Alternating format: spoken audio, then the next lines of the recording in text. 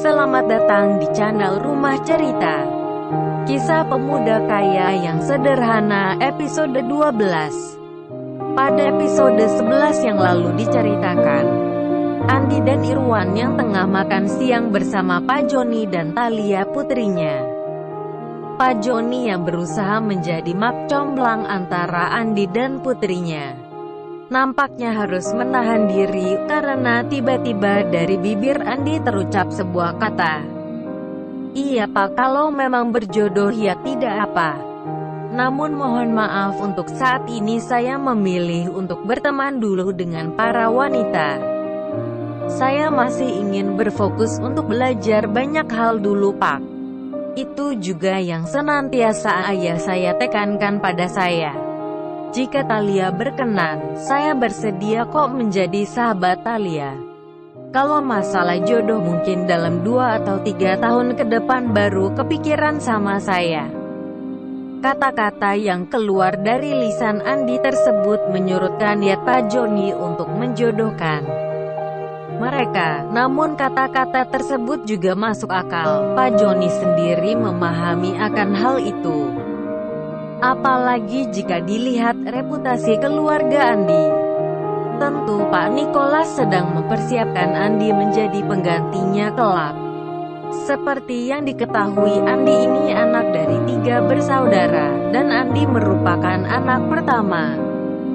Ayahnya masuk dalam kategori orang terkaya di dunia, menurut sebuah majalah yang terkemuka. Tanpa terasa hari telah berganti, pagi telah menjelang. Kini Irwan dan Andi berangkat ke tempat kerja mereka. Irwan hari ini nampak berpakaian rapi, lengan panjang dan memakai dasi, sementara Andi datang dengan baju lengan pendek biasa. Kini kedua pemuda itu telah sampai di perusahaan tersebut kurang lebih jam 8 pagi. Pagi itu Andi langsung mengajak Irwan untuk bertemu Ibu Francisca. Sesampainya di ruangan Bu Francisca, Andi melihat Bu Francisca telah berdiri dan kemudian mempersilahkannya untuk duduk. Mas Andi dan Mas Irwan, silakan duduk. Nanti ada Pak Hadi yang akan mengajari Mas Andi. Dan Mas Irwan akan didampingi Bu Irma. Ikuti apa yang mereka instruksikan ya, kata Bu Siska. Tak sampai 5 menit kemudian nampak Bu Irma dan Pak Hadi datang ke ruangan itu. Setelah berkenalan dan bicara ala kadarnya, mereka segera pamit untuk kembali ke tempatnya, termasuk mengajak Andi dan Irwan. Irwan diajak oleh Bu Irma untuk ke ruang staf keuangan, sedangkan Andi diajak ke ruangan cleaning service. Irwan segera dikenalkan pada Pak Luki. Pak Luki adalah manajer keuangan atasan dari Irwan. Saat dikenalkan tersebut, Pak Luki bertanya kepada Irwan tentang pendidikan, pengalaman kerja dan lain sebagainya. Irwan pun kemudian menjawab dengan jujur. Mendengar jawaban tersebut, nampak Pak Luki mengernyitkan dahinya. Wah, masa belum punya pengalaman kerja dan pendidikan cuma segitu kok kamu jadi staf keuangan? Si orang bodoh dari mana tuh yang menempatkan kamu di posisi ini? Tapi ya sudahlah, lumayan bisa bantu-bantu di sini. Pak Luki kemudian kembali ke ruangannya. Sementara Irwan yang melihat hal itu nampaknya mulai berbimbang. Sedangkan Bu Irma yang sudah tahu watak atasannya tersebut, dia hanya bilang, sabar Mas. Semua bisa dipelajari pelan-pelan kok. Hari itu di bawah bimbingan Bu Irma, Irwan mulai belajar. Pelajaran pertama adalah Irwan menginput data di komputer. Nampak Bu Irma dengan telaten terus membantu Irwan. Sedangkan di ruang cleaning service, Andi yang ditemani Pak Hadi nampak mengenalkan Andi kepada semua personel cleaning service. Pak Hadi juga mengenalkan pada Pak Surya. Pak Surya adalah pimpinan dan pengawas di bagian cleaning service.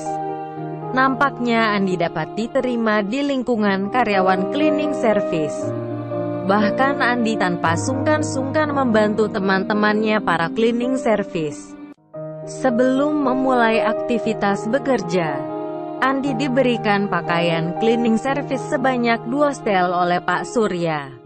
Mas Andi, ini pakaian seragam buat Mas Andi. Mas Andi ganti saja dengan seragam ini, supaya tidak kotor baju yang dari rumah, kata Pak Surya. Setelah berganti baju seragam, Pak Surya segera menyuruh Andi dan Firman untuk menyapu halaman perusahaan. Nampak di pagi itu, Andi dan Firman tengah menyapu halaman perusahaan. Di saat sedang menyapu tersebut, nampak seorang pria lewat.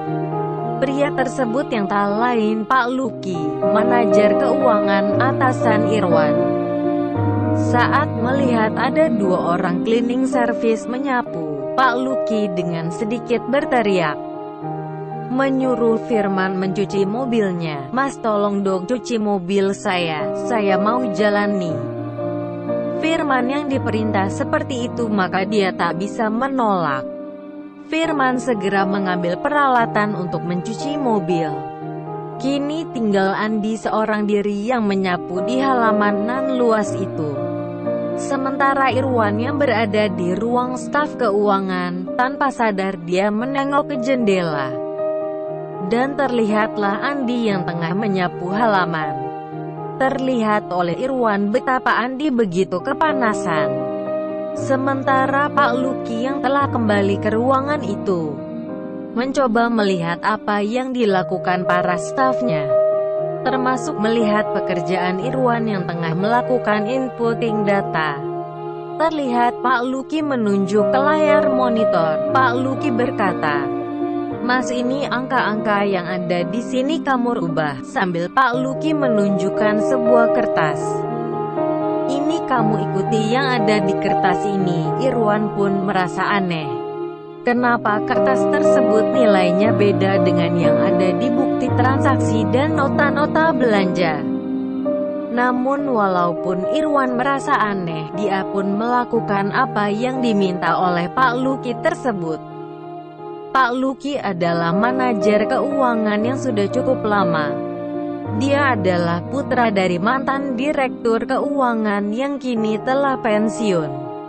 Di lingkungan perusahaan ini semua orang sangat segan pada Pak Luki. Di sisi lain, Bu Francisca sendiri memang ingin menyelidiki bagian keuangan yang dirasanya tidak beres. Namun kenapa Pak Hendri malah cuma mengirim pemuda seperti itu, pikir Bu Siska. Sementara Bu Siska yang melanjutkan aktivitas kerjanya, Bu Siska segera membuka file-file perusahaan dan mengumpulkan berbagai informasi yang dirasanya cukup penting. Sementara Andi yang tengah menyapu di halaman kini bisa sedikit lega, karena Firman telah selesai dengan mencuci mobil. Lalu Andi berkata, "Lah Mas, kok malah disuruhin cuci mobil ya? Beda banget tuh sama kerjaan yang seharusnya kita lakukan." "Ya gitulah Mas, kalau gak mau dipecat, dia orangnya raja tega Mas. Gaji kita saja harusnya 2 juta, tapi cuma dibayar 1,5 juta, kata Firman. Mendengar itu, Andi berkata, "Loh kok bisa gitu? Ceritanya bagaimana Mas?"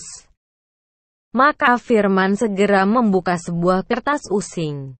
Di tulisan tersebut berjudul Laporan Gaji Pegawai, tertulis gaji cleaning service 2 juta.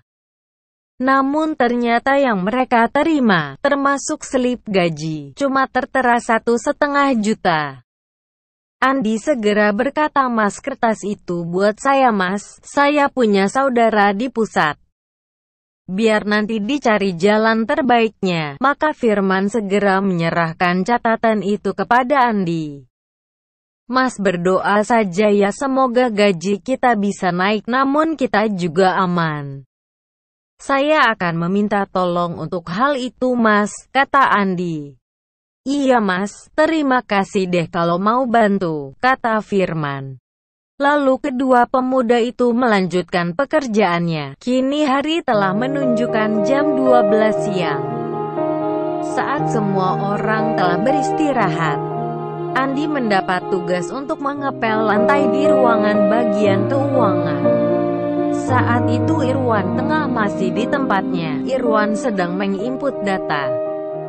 Saat melihat Andi, Irwan segera berkata, "An, aku makan siang dulu ya." "Apa kamu aku bungkusin, An?" kata Irwan. "Gak usah, Wan, kamu makan aja.